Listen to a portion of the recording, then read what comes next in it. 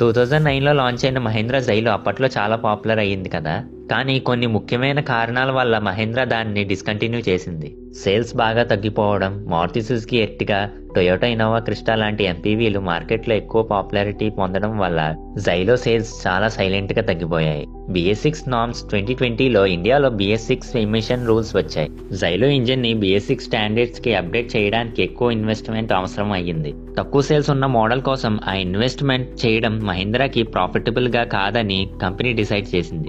Safety norms, కొత్త crash test మరియు safety రెగ్యులేషన్స్కి జైలోని upgrade చేయాలి అంటే బాడీ స్ట్రక్చర్లో పెద్ద మార్పులు చేయాల్సి వచ్చింది. ఇది కూడా కాస్ట్ని పెంచింది. మహీంద్రా ఎంపీవీ సెగ్మెంట్లో ఫోకస్ని మోడర్న్గా ఉన్న మహీంద్రా మొరాజో మీద పెట్టింది.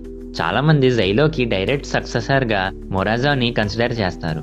సింపుల్గా చెప్పాలంటే తక్కువ sales plus BS6 upgrade cost plus కొత్త సేఫ్టీ నార్మ్స్ వల్ల మహీంద్రా జైలోని డిస్కంటిన్యూ చేసింది. ఇలాంటి జెన్యూన్ ఆటోమోటివ్ అప్డేట్స్ మరియు లేటెస్ట్ కార్ న్యూస్ కోసం మన ఛానల్ని సబ్స్క్రైబ్ చేసుకోండి.